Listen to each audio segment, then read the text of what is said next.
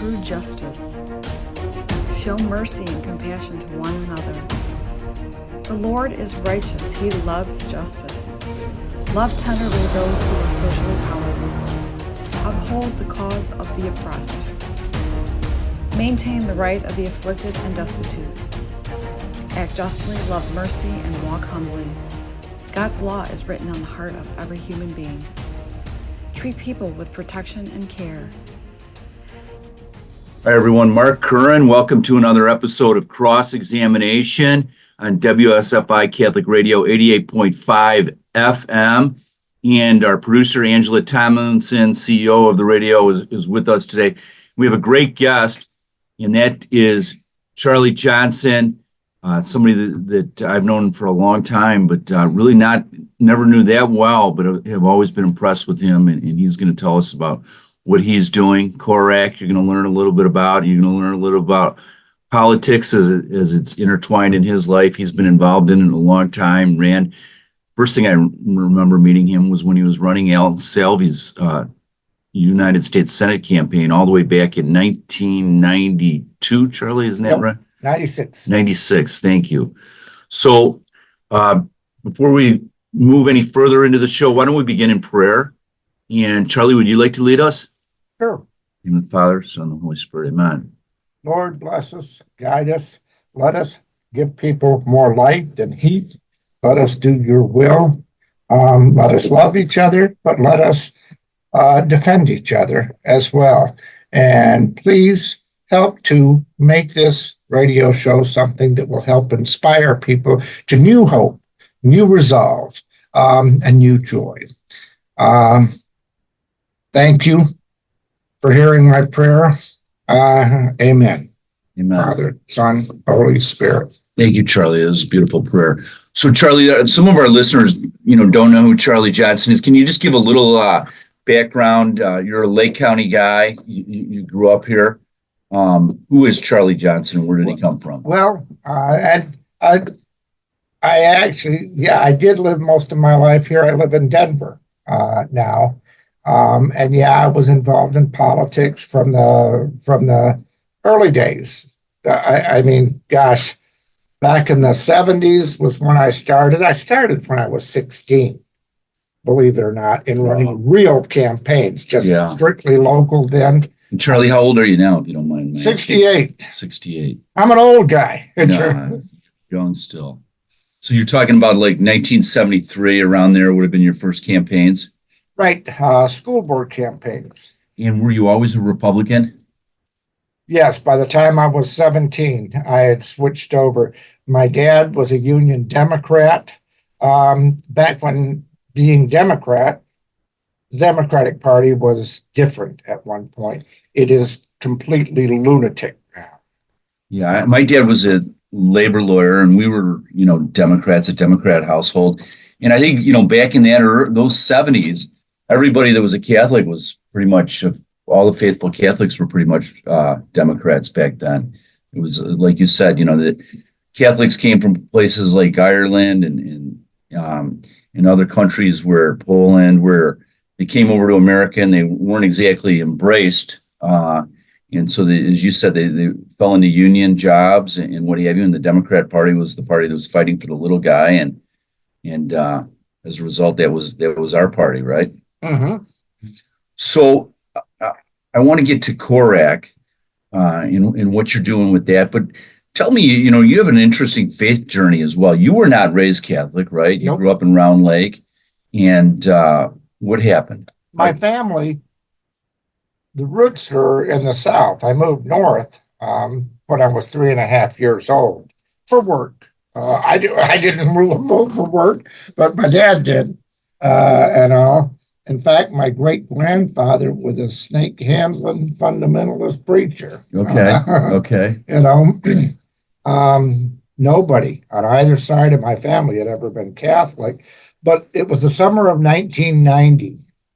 I had gone and went through a lot of looked at a lot of different faiths because there was just nothing. I read the Bible relentlessly. I wanted to know what was true. And that's why I really a big part of why I started studying history. I wanted to know, Yeah. what did it mean to the hearers then and everything. Um, so Southern fundamentalists had a dread of Catholicism.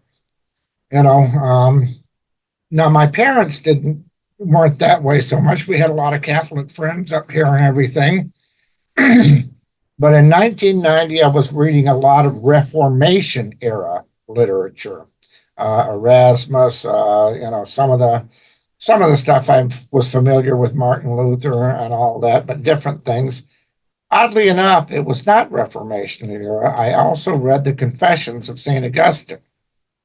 Great reading. That fired me up. I identified with St. Augustine a lot. So I decided, I'm going to go and check it out. How do you check out? I went to the first Catholic Mass I had ever, first Catholic Mass where I went to worship.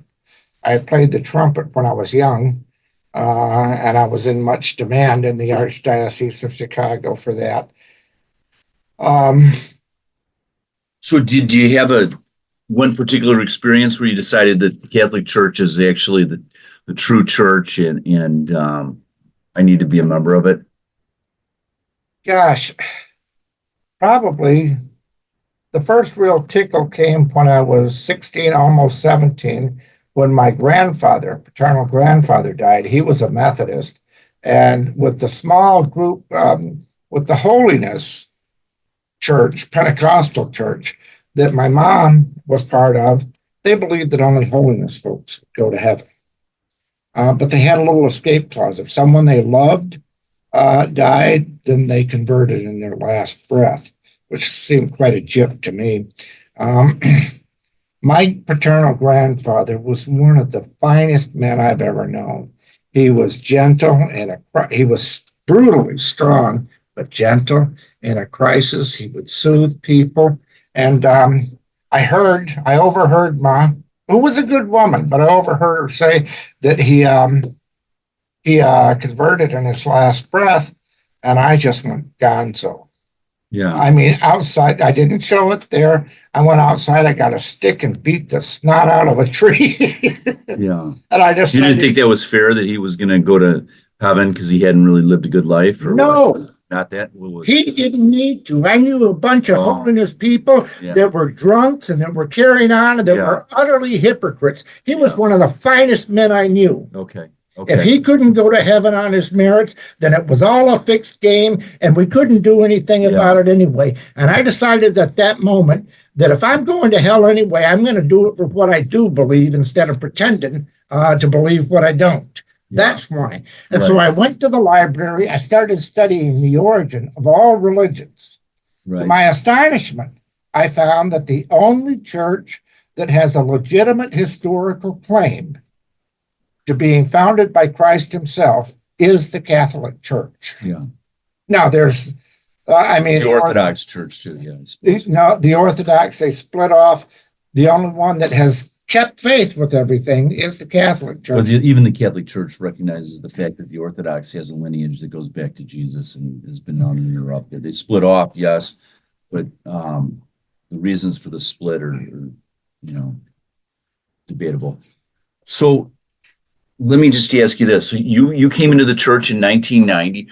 1991, I was received in 1991, and you thought it was important to be a Catholic when you came in? What were some of the motivating factors for being a Catholic?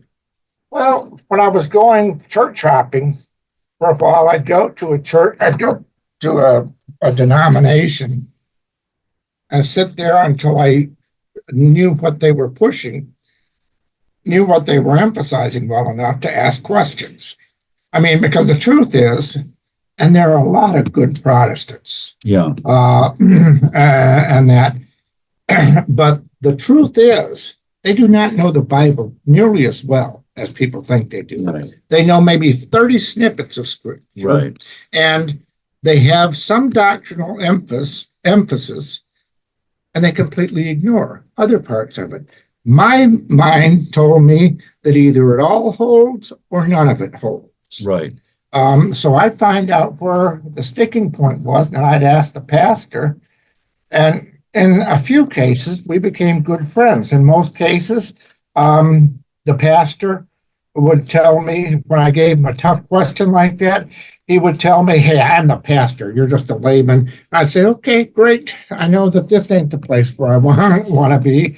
When I first came into the church, well, when I was first going through RCIA, that first month and a half, I had to read 20, 30 books. I mean, I read all the documents of Vatican II. I read the church fathers. I was frankly looking for the catch, Yeah. and there was no catch. I mean, you have plenty of bad people here, but doctrinally, magisterially, it holds. Right. And it's just amazing for Yeah. an institution to last 2,000 years without contradicting itself. Right. Yeah, I tend to have a hard time understanding a lot of evangelicals and Protestants that are of higher intellect that haven't figured out that the Catholic Church is the true church. 28 times I believe in scripture that Christ says, unless you eat my body and drink my blood, you will not have life. And then, it's sola scriptura, unless we don't like it, then it's symbolic. So that's supposed to be symbolic, despite the fact that for 16 centuries, the first 16 centuries, all of Christendom knew what he was talking about when he said that. And when you go back to Christ's time, some of his early followers left him because they felt it was cannibalism. So all of a sudden, in the last 300 years or so, we've all figured out, what passages help us and what don't. And even the sola scriptura and faith alone. What was the second reading in last Sunday's mass, Angela? Do you remember? It was essentially faith From James. Yeah, exactly. Faith without works is dead. Show me your show 100%. me your Yeah. show me your faith without works, and I'll show you my faith by my works. Yes, absolutely. So essentially right there, it contradicts the crux of their faith system. So I want to take you through, the political landscape. So because you've spent so many years in politics and in much of your early years in Lake County. And Lake County was always a Republican place, a Republican county. But you and I were talking earlier, and I submitted to you that it was Republican kind of I don't know what they meant, by being Republican, because they certainly didn't protect the unborn. They didn't really believe in a lot of things that the larger scale Republican Party did across the nation. So tell us about your early days in politics. And I think the listeners out there would be really interested in also the Al Selby for U.S. Senate campaign in 1996, of which you were the head. And I think that's the first time we really saw a fellow run in Illinois that was unabashedly Catholic and stood for the things that the church was teaching us were important. For example, the unborn. Well, I got to say, we had a lot of very solid Protestant supporters in key places, key parts of the country. On that one, I divided the state up into 17 regions, and we had one that it was not a Catholic campaign. It was a values campaign. The values are informed, and I'm going to get to that, Mark, but sure. I was in Charlottesville, of all places, Charlottesville, Virginia. Yeah, UVA. And a very gifted, I was giving a talk there, a very gifted young artist came up. In fact, he drew this beautiful image of Our Lady from the Miraculous Medal on an index card for me. And it was just gorgeous. But he talked to me afterwards.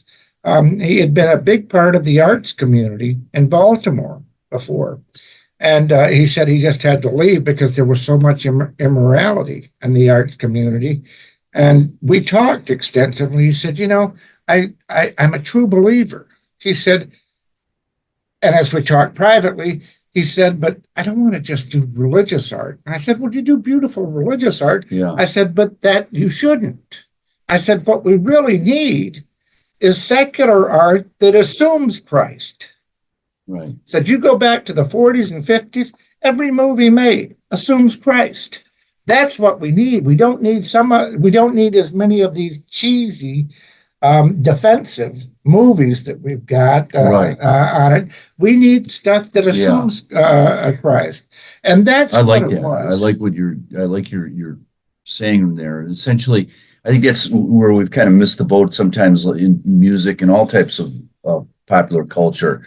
That what appeals to the masses is not going to be some preachy song about, Jesus and what have you. It could be rock and roll, it could be pop, it could be country, but just as you say, assume. So it acknowledges the fact that there is, we do have a Lord and Savior, and that, he's involved in the regular things like drinking a beer, watching the sunset, Yes. riding horses, or what have you. And you start to see a lot of that through modern day country And artists. these days, Yeah. and what we don't get, because everybody, doing the pious, over pious stuff, nonsense, sometimes we forget that Jesus he got most of his followers among fishermen, which is, if he were here and doing the same thing today, he'd go to pool halls to get his disciples. Right. Figure it out on this stuff. Right. You have to live ordinary lives. Yeah. And then you get to this stuff where everything is spiritual. Jesus is himself the very unity of the physical and the spiritual on things. So you got to figure that out. You got to reach people where they live. And I got to say, it's so needed right now. Yeah. We have a generation that is miserable, is in existential despair. And what we need to be doing is we need to be sharing the gospel of joy. I hate to say something, slogan that knucklehead Kamala Harris is using, but truly, they want a way to find meaning. Yes. Look at what Jesus did. People that were downtrodden both by the Roman authorities and by the Jewish authorities. Jesus showed them that there's reason to hope that they had meaning. He did not go telling them, oh, you're just okay as you are, keep doing the things that you're doing. No, he showed them the way to transform their lives, and they rejoiced. Right. So you're listening to WSFI Catholic Radio 88.5 FM. I'm your host, Mark Curran. The show is Cross Examination. My guest is Charlie Johnston, and he's going to talk about CORAC, something that he's started. People do this all the time, Mark, but I got to tell you. Sure. I'm one of my ethnic backgrounds is Irish and Scottish, which is Johnston. Okay. Beautiful. Johnson is Swedish. No, I knew that. I hope I didn't say it. No, I knew it was Johnson. I'm sorry. Oh, when I was young on a school board. I hope I didn't say it wrong. I was the school board president when I was 23. Yeah. And one of my colleagues, one of my buddies, he knew it just frosted my cake. So if I was upset about something, I know there's a T in Mr. Johnson. Right, absolutely. I know how to say your name and spell it, and if I didn't articulate it right better, I'm really sorry. Oh, people do that all the time. But Charlie, let me ask you this. I want to get to how we sell and how it affects our politics, our faith as Catholics. But why don't you give the listeners a little bio of Charlie Johnston in terms of just where you've been politically and some of the campaigns you worked on? And oh gosh, obviously I did the Salvi campaign, and that was the funny thing about the Salvi campaign. I was the architect of a new way, a conservative in a statewide primary. Before that, had never gotten more than 29%. I had several theories on how to do it, and did it. The first thing I did when I signed on. Or when Al and I am good friends for a long time, I called every county chairman in the state. The initial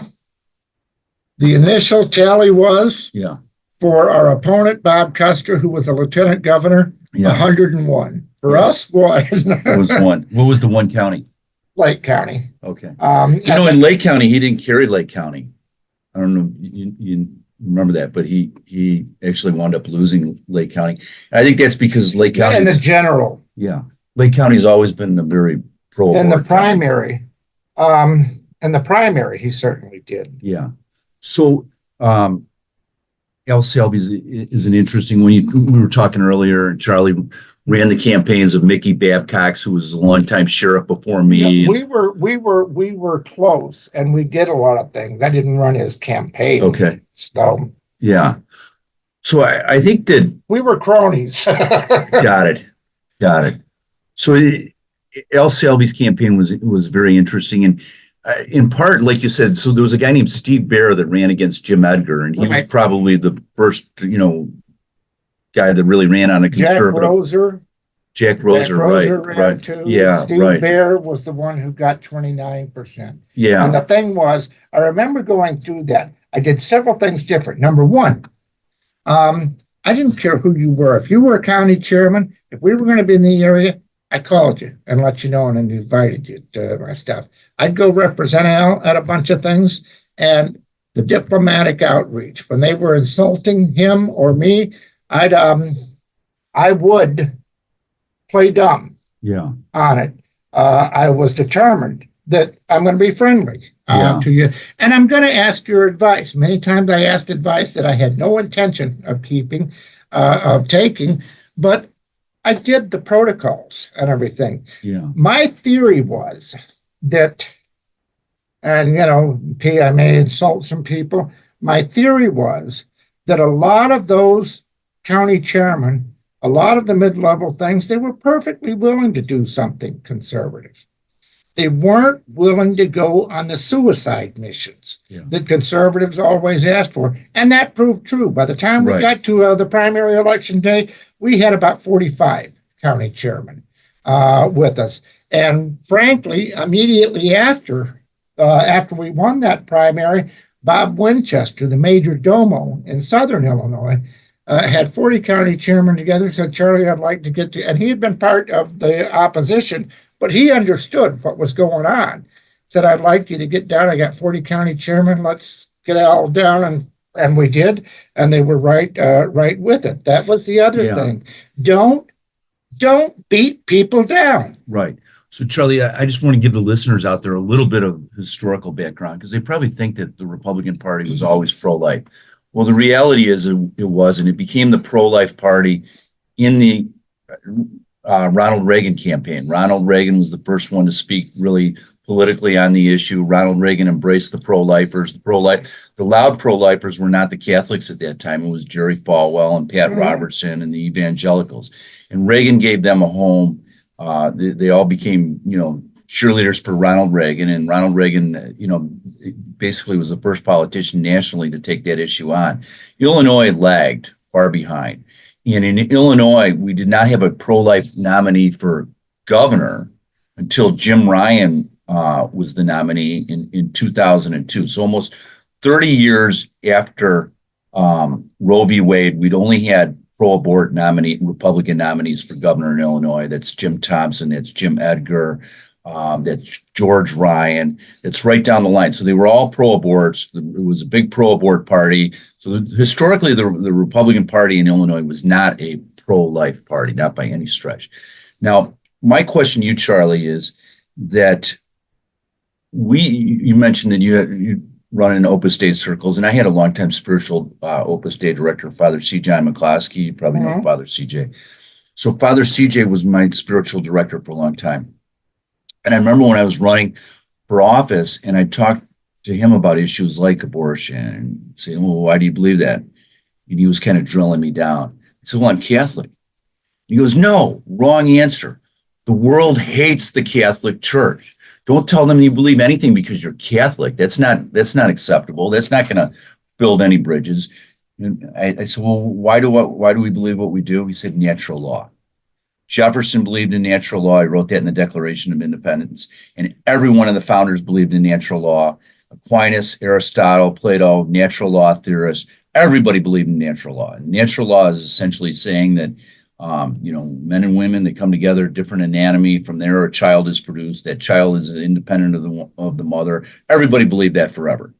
And it's only in recent history that we've started to think that no, that child has nothing to, he's just a couple cells and he's not an independent life. That's not, that essentially runs counter to natural law, runs counter to what everybody believed forever.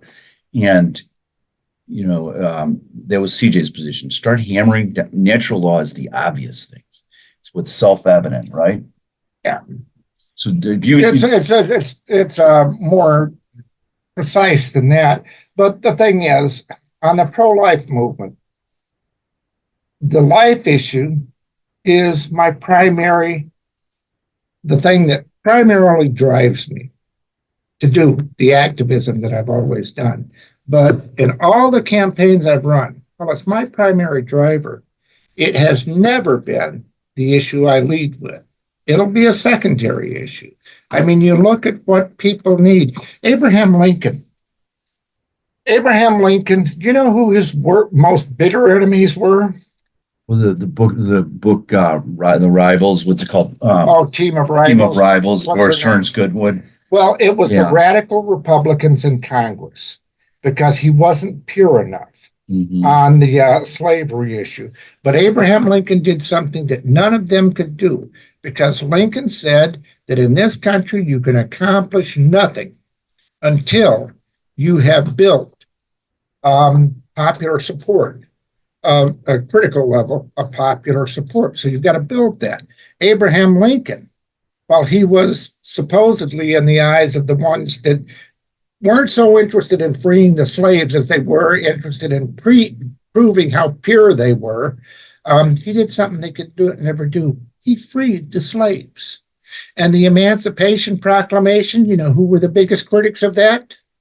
The radical Republicans. Yeah. They were worse than, and that's what happens right now with some of this stuff. You've got to do the possible. I know my dear friend Lila Rose is one. Don't vote for Trump because he's not sufficiently pure. A writer, a Catholic writer that some people think the world of. I'm not one of them. Michael Matt, he's pushing now to stop for Trump. Let me tell you something.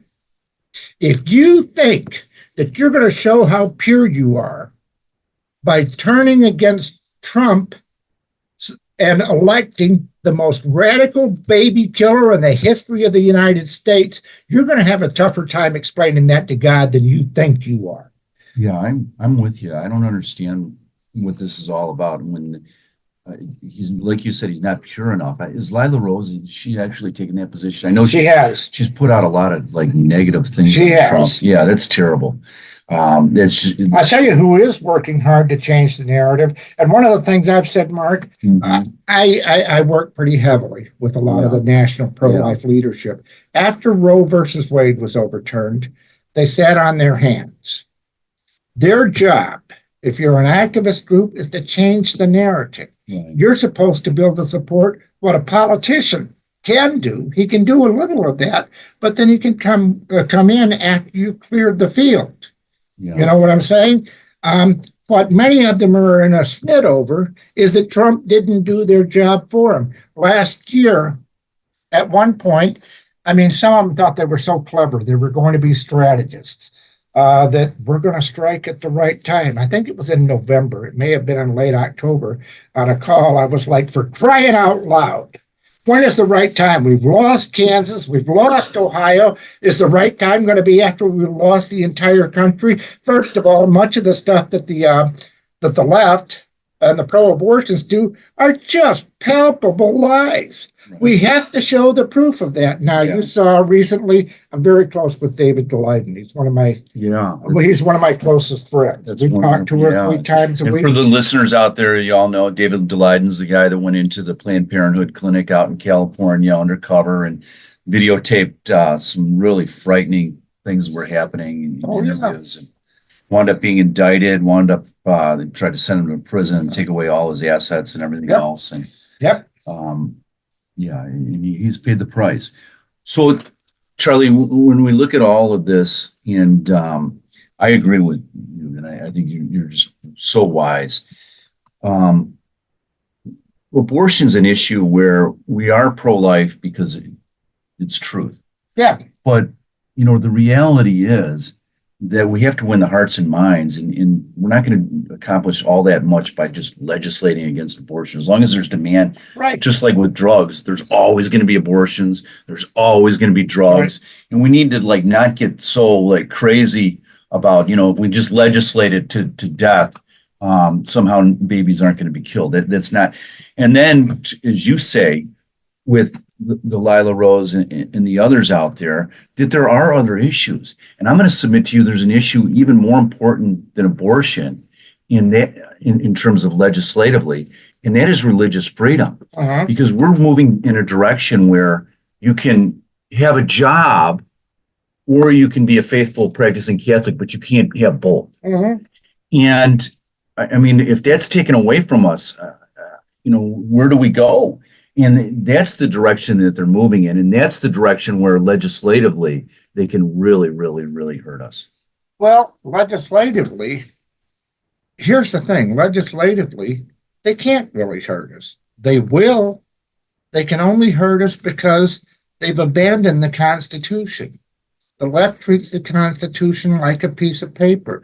Do you know I was originally the Religious Freedom Restoration Act? I was opposed to that. So could you tell our listeners what that is, the religious freedom? That was during the Clinton era, because there was some bigotry, public bigotry against anybody of faith. And so they put the Religious Freedom Restoration Act guaranteeing that you couldn't be discriminated against because of your faith. I was against it for this reason, that the Constitution guarantees it. If we have reached a point where we have to have statutory legislation to do what the Constitution already does, then what we've really done is we've abandoned the Constitution. When they came up with hate speech laws and hate crimes, I was against that early on. I mean, in the early 90s, I was talking about all that means we're going to prosecute thought crime and everything. Right. Crime is crime, and you're opening the door there for the government to be able to regulate your speech and your thought. The Constitution has some of the same problems that Holy Scriptures have, though. When you look at how one person interprets it this way and another that way, and it's freedom of religion in the First Amendment, is that only the freedom to go to church on Sunday, or is that the freedom to actually live my life as a practicing Catholic and not have to contribute to things that go against the tenets of my faith? For example, do I have to, go to Planned Parenthood meetings? Do I have to, and on and on and on, right? So essentially, we would take the position that it means more than just they allow you to go to church on Sundays. It allowed, if I'm a doctor, I don't want to be forced to perform abortions. If I'm a pharmacist, I don't want to be forced to give out the morning after pill. If I'm right on down if I'm a baker, I don't want to have to, make a cake with male genitalia, in the center of the cake for the same-sex couple. It's not that poor baker. Yeah. That has been hounded by Colorado. He's in the next town over from me. Wow. So, Charlie, CORAC kind of feeds into a lot of what we're talking about, in the sense that we're living in very tumultuous times, and people are wondering, is this the end for? It's not the return of Christ. Is it the end for America? And I think a lot of people believe that. One of the things, I don't know if we've talked here or out there about my mystical events. Sure. But, and I've been investigated by the Archdiocese. I'm allowed to speak and all. Yeah, tell us what that means, like that you've been investigated and. Oh, they did a 6-month investigation of me. I think the listeners would be interested in how that investigation transpires. Okay. I mean, what happens? How do they come to know about What you? happened? I wrote on my website beginning in 2013. I started talking publicly for the first time about my mystical experiences. All my life, I've had visitations. I've had, basically, an angel was in charge of training me. Pretty hefty angel, and that. Because what I was told from the time I was young, that in my lifetime, the world would enter into the greatest crisis it ever had up to this point. That many people would think it was the end, but it was not the end. That this was God renewing the faith and face of the world, and if I would accept it, God had work for me to get people through this time, knowing that it's not the end. That's really what I've been doing. Well, when I started writing it, it just blew up worldwide, and particularly Catholic, but generally Christian circles. there was enough controversy. I mean, I had some wild critics. They'd say I said the weirdest things. And then they'd attack those. My son one day, he decides when all the controversy was going on to look. He spent a Saturday afternoon looking to see what was said about me on the internet. He said, "Holy cow, Dad, I'll never do that again. They don't know you at all." Well, God bless my Archbishop, Samuel Aquila. So he's the Archbishop of where? Denver. He was before Chaput? He was after Chaput. Okay. Chaput went to Philadelphia, and Aquila came to Denver. And he appointed a commission to investigate my claims and everything. And God bless, with all the controversy, that commission, they read everything I had written. They watched all the videos I had done. And in fact, one of my spiritual directors, the one who keeps it, let me say, I've got 3 spiritual directors. Don't try this at home. It's just because of, I don't ever play them against each other. They all know what they know, but they have different tasks. The one who's kept the archives, he made available, with my permission, the writings that I had done since 1995. They would have me write things out of what was coming and all that, so that the commission was able to see, holy cow. He didn't just start saying this, has been saying it consistently since 19. I laugh sometimes now with the things I say. People will say it doesn't take a prophet to see what's coming, what's happening right now. I said, no, it doesn't. I said, but it came in pretty handy back in 1995, which we could prove to. And that's when the investigation was? Right. No, the investigation was in 2016, I believe. And they allowed me to continue the bishop allowed me to continue speaking and writing, which I have on that.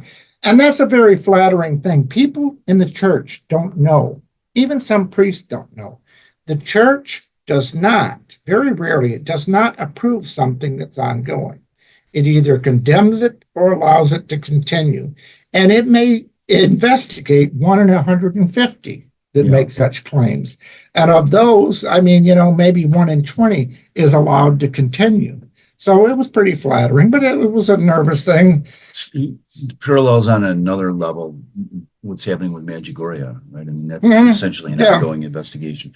So so with yours, they're allowing you to continue to talk about these experiences.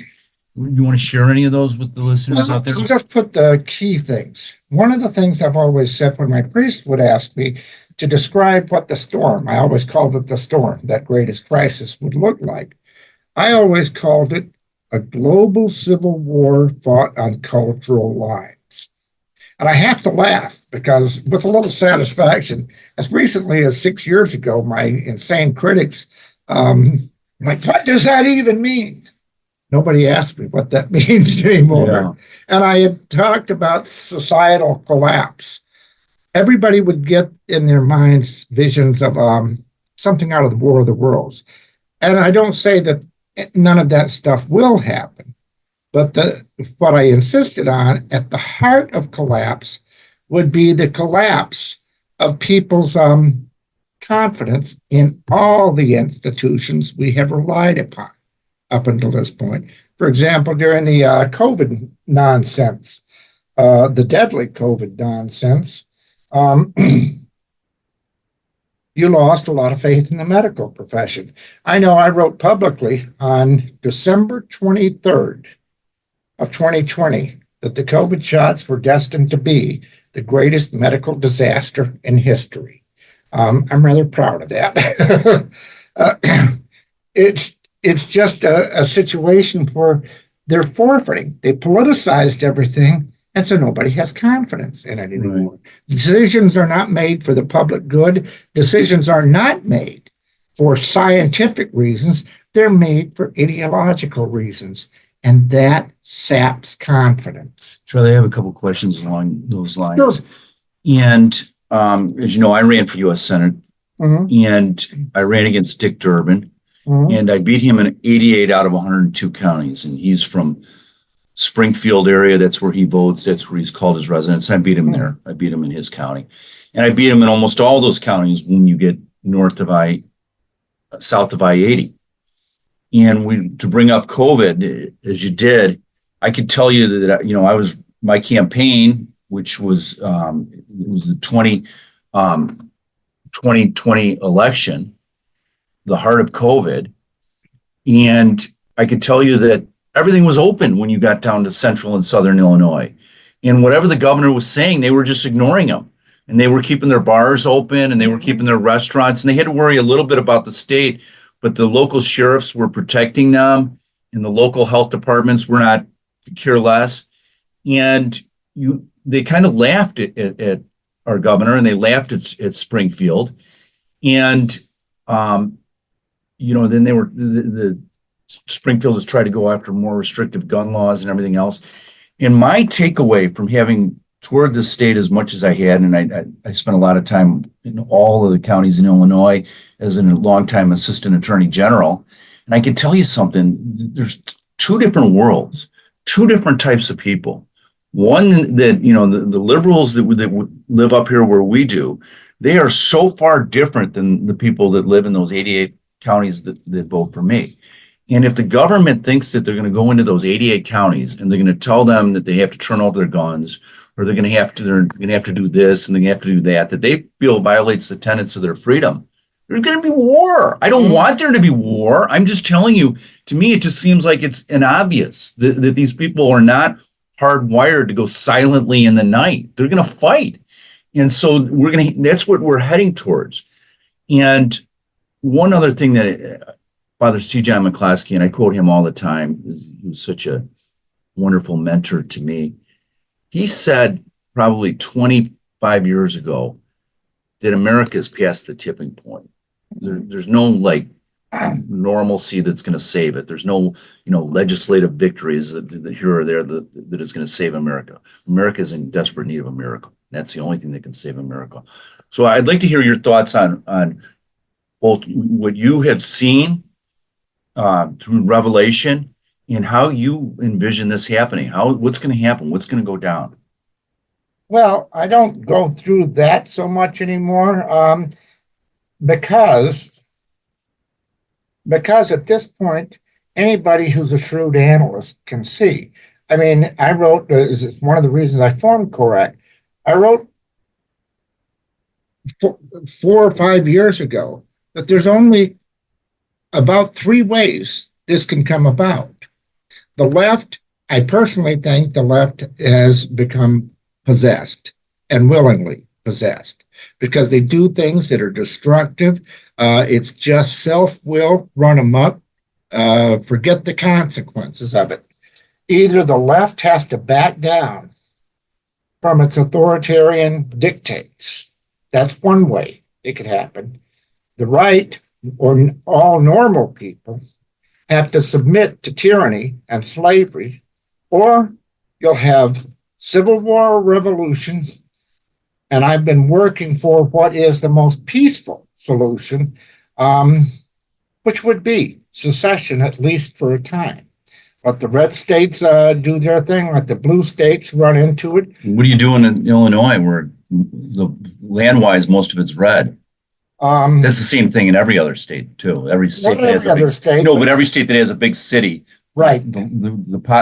Basically, you've got a lot of states that have big cities. You've got a blue tail wagging the red dog. And what's going to happen, I've said all along, and this is something that boundaries are going to change across the world. Red states can secede, but you look at a state like Illinois, well, this is a blue state, we're not going to secede. Yeah, you probably will. You'll make Chicago be an entity of itself, and the rest of the state secede. So Lake County's 2-1 Democrats to Republicans now, as is DuPage, as is Kane, and so it's not just Chicago. Oh, I know, cooking the collars. Yeah. I once did I explained what Chicago is. I was downstate. I was talking to a group, and I said, Chicago is different things to different people.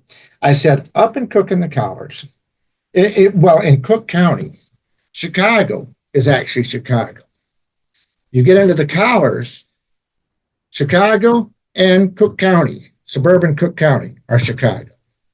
You get above I-80, Cook and the Collars are Chicago. Now you get below I-80, everything above I-80 is Chicago. Right. You get south of Springfield, everything north of Springfield is Chicago. Yeah, 100% right. So Charlie, with the time we have left, I'd like to delve into CORAC. What is this project that you started? Where is it at? What is CORAC? What does that stand for? The Corps of Renewal and Charity. It's a national nonprofit activist organization. And when I say nonprofit, it's a 501c4, so it's tax exempt, but it's not a 501c3. You can't deduct your donations from your taxes. I made that decision intentionally. If you're a 501c3, those are the ones that Obama sicked the IRS on. Also, even if they don't sick them on you, and the Democrats do, you have to report all of your contributors to the federal government. I don't have to report any of my contributors to the federal government, and frankly, most people like that trade-off and that. But basically, it's a way of getting people to work together to endure whatever happens. If everything turned around, if you're in a red state and they're doing things in a godly fashion, then help them more. If you're anywhere else, but even when you're helping them, start forming the community. Work with people. Do things in your little community to work, and then you have a network, a national network that supports you and works with you. We have a very brief mission statement. I'm sure you've seen some of these organizations put out mission statements that are eight pages, single space typing, right, and all that. Read like the preamble. It's just like 3 paragraphs, boom, on things. Basically, I don't care what faith you are. If you support freedom of religion, family, and natural law, you can be one of us. If you don't, go somewhere else. And the mission statement is short. I'll tell you what, the best. What's the URL? What's the web? CORAC.co. CORAC.co. Not .com, .co. Why? I don't know. Yeah, I mean, it's a really impressive website, for those of you out there. As soon as we're done, hey, and I write this brilliant column. I write this brilliant series of essays, A Sign of Hope, 379.com. But you put in your search engine, A Sign of Hope, Charlie Johnston, and you'll find it. Actually, it's really catching fire, CORAC is. And last night I attended briefly. I had to run to another event as well, but there was a huge crowd that came out to see you and to hear more about it. And people are in tune with what's going on with CORAC. Now, how do you all communicate with each other through CORAC? How do we communicate? Yeah, you were talking about ham radio earlier. Yeah, no, we have monthly. We take advantage of all the technology right now, but we have the backup plan. Yeah. And frankly, if all communication goes down or the government shuts it down, not only will we be communicating with each other through ham radio, but we will set up news broadcasts like 3 times a week, and let people know on that. And I promise when we set up the news broadcast, it'll be mostly me and some other people, and that we will not hire anyone from ABC. Yeah. You know what I think that why you and I are able to have this conversation and why we're a little bit different. I was a Democrat. Mm-hmm. I don't fit neatly into the Republican Party or anything. I'm just a Catholic trying to be a faithful Catholic. And you've walked in so many different circles as well. We don't just live in our own little comfort zone. Mm-hmm. And so even though I'm way up here in Northern Illinois, where most people are liberals, I know these other people. And, those that are sit in their own little comfort zone and they have the signs, hate has no home here. And oh, please. I believe in the science, and they have the rainbow flags all over their house and everything else. They're going to look at us and they're going to hear us talking, and they're going to think that we're like off our rockers. Mhm. And it's because they don't talk to anybody else. Right. They wind don't up talk. encountering somebody that doesn't believe exactly what they do, and they're done. Mhm. And they'll throw them out of the family. They'll do, they don't want any noise from anybody that's not a liberal, if you will, for the lack of another term, like them. But you and I, we know these other people, and that's why we can say in perfectly, sound fashion, these are possibilities that are going to happen. Oh, sure. Yeah, and CORAC is in response to that. Well, we can all work together, and we keep it open so that people can change. I mean, one of the things that, I'm not big on with people that come in, the "I told you so." I'm just glad to have people when they come in and they've had a conversion experience. And in this society, you're going to have a lot of conversion experiences because what it prescribes is just misery. Right. Yeah, absolutely. And one of the things, courage is contagious. Say what you think without battering people. You say what you think. Back in 1976, I worked for a Congressman, Bob McClory. Sure. I drove him around. I wrote some speeches for him and everything. So upon his recommendation to the White House, I became a surrogate speaker for President Ford that year. Everything above I-80 in Illinois. I went around, when we'd have our internal meetings sometimes, you'd have people talking about politicians are so paranoid. Some of them would not want to go into mixed groups of Democrats and Republicans.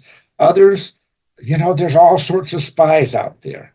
And my take from then, when I was 20 years old, was mixed group, spies, send me. Yeah. I'll convert half of them. I'll scare the bejabbers out of the other half. And that's been my philosophy my whole life. I was listening to earlier this morning, Tucker Carlson was interviewing the woman that was RFK Jr.'s running mate. And they were talking about 1985 and what a wonderful time it was, where people within the family had different beliefs, but we didn't hate each other because we were conservative or liberal, and we were able to, talk to each other respectfully, and politics didn't dominate everything. It was an era where, we talked about sports and weather and, all kinds of culture and other things. And it wasn't, everybody didn't feel the need to have a liberal sign in their front yard or what have you. And it just didn't overwhelm us. And that's kind of where we're at right now. Oh, it's funny. If you want to find the most vicious, hateful places in the neighborhood, just go around and looking. And you'll locate him. You'll know him by the "hate has no home here" signs. Yeah, exactly. 100%. I mean, the tenets of that, you can see it's clearly focused against people that believe in the sanctity of human life. Mhm. It's focused against people that believe in a religion that has objective truth. It's focused against, you go right down the list of all the things that it's focused against. So and it's we hate those people Right. is essentially what the truth is.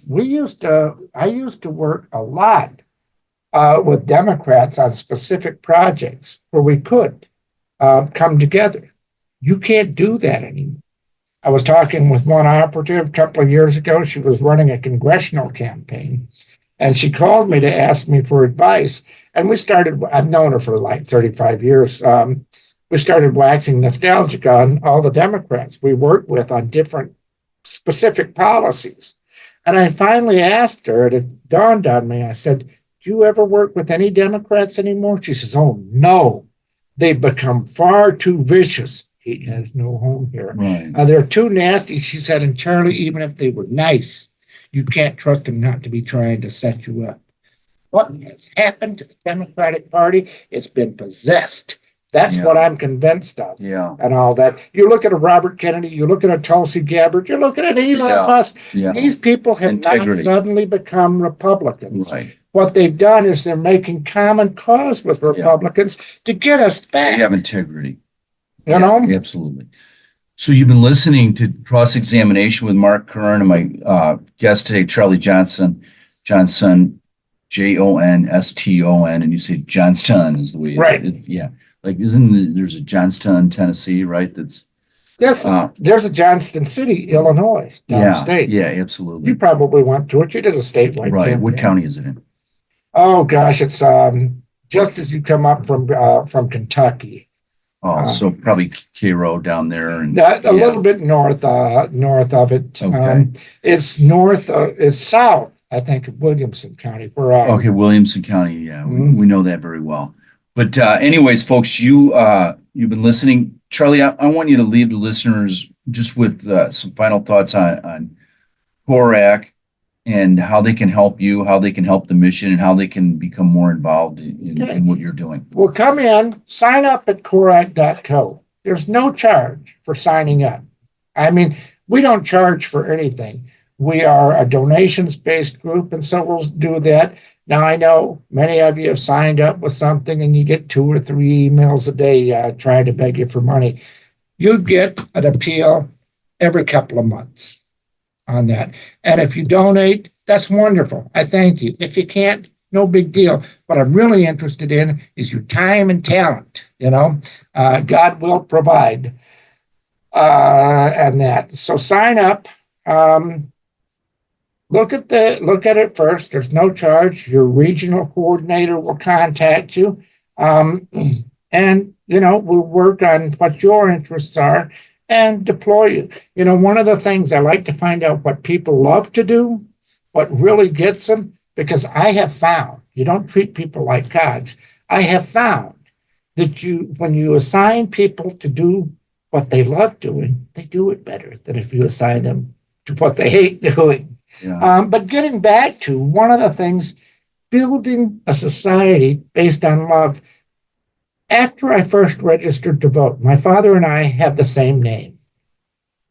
It tickled him to no end that in those couple of years when we'd go down to vote at that address, the person handling it would ask, "Are you Charlie the Republican or Charlie the Democrat?" That tickled him to no end. Well, he was saying this to some of his workers, some of his colleagues at work. And my mom told me this story. And one man said, "I wouldn't have a son who didn't vote the way I told him." Said my dad hotly retorted, "And I wouldn't have a son who let anybody tell him how to vote, including me." That's the stock I come from. God bless him. The unexamined life, right? Yep. We don't want that. We want you to have a foundation for what you believe. So you've been listening once again, cross-examination with Mark Curran. So grateful for Charlie Johnston, our guest today, Angela Tomlinson, CEO, Linda Pressey, our producer. Just a great team around, and hope you enjoyed it.